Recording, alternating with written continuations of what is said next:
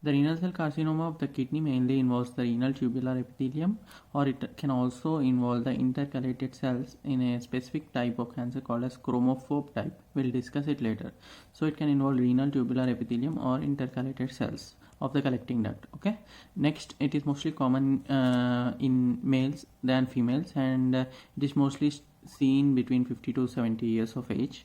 And risk factors are tobacco, smoking or chewing, and polycystic kidney disease. In the adults, we can see this polycystic kidney disease mainly after long-term dialysis. So after long-term dialysis, there is a cystic disease occurring in many patients. This cystic disease can in turn cause renal cell carcinoma, and also there is an increased chance for RCC by exposure to asbestos dust and heavy metals like cadmium.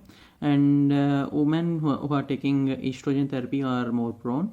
And obesity and hypertension can also cause different types of cancers, which also include renal cell carcinoma. And coming to classification, the renal cell carcinoma can be classified into clear cell carcinoma, papillary renal cell carcinoma, and chromophobe cell carcinoma. So mainly by the names we can identify the features of the cells. Like a clear cell, which means the cells are clear, means the cytoplasm is clear. Next, there is papillary renal cell carcinoma. In the histology, we can see papillary structures. And next, we have chromophobe cell type, which means the cytoplasm is less eosinophilic. Next, coming to the clear cell carcinoma. In clear cell carcinoma, there is mainly a loss of VHL genes. These VHL genes are the genes whose products are the tumor suppressor function. Like VHL genes are tumor suppressor genes, and there is a disease called as von Hippel-Lindau disease, which is an autosomal dominant disorder in which there is a germline mutation of tumor suppressor VHL genes on the third chromosome. So what happens is, after the mutation in the third chromosome, there is a tumor suppression is lost and there is continuous multiplication of these cells.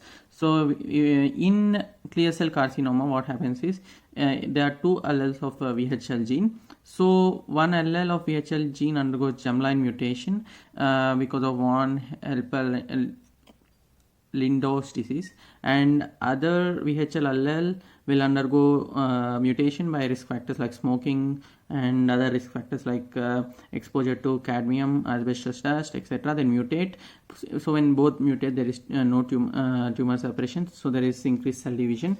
And also, whenever there is loss of VHL genes, it activates an hypoxia inducible factor. So increased activity of hypoxia inducible factor will lead to increased release of vascular endothelial growth factors and other insulin like growth factors, which increase the cell division and leads to clear cell carcinoma.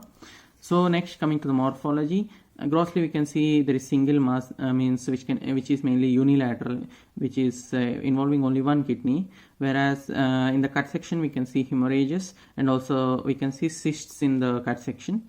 And normally the tumor invade the renal veins and extend into the inferior vena cava. This is seen in clear cell carcinoma. So coming to the microscopy, the cells have clear cytoplasm, and some cells are eosinophilic granules like here, and cells are arranged in tubes or cords, and stroma is vascular. So when you see here, this is a tubular pattern, and we can see these cells are clear and some cells are eosinophilic granules are present.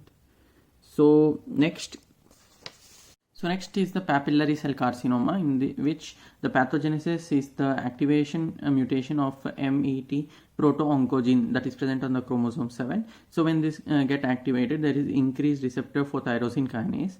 So there is increased cell division and it leads to cancer. So after this, we see the morphology of papillary cell carcinoma.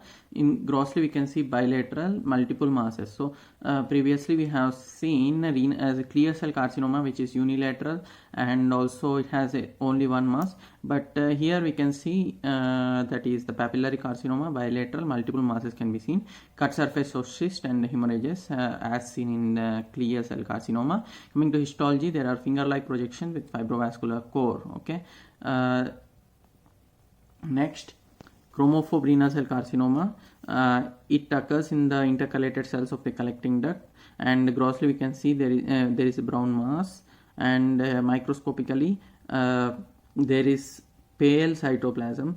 Phobic means less, and so there is pale cytoplasm with perinuclear hollow, and the cell membrane is usually thick. Okay, so coming to the clinical features, there is a triad which involve flank pain and palpable mass and hematuria, and also have paraneoplastic syndromes, that is ectopic hormone production. So we can see polycythemia whenever erythropoietin, excess of erythropoietin is released, or we can see Cushing's syndrome whenever there is increased ACTH release, and hypercalcemia whenever there is increased parathormone.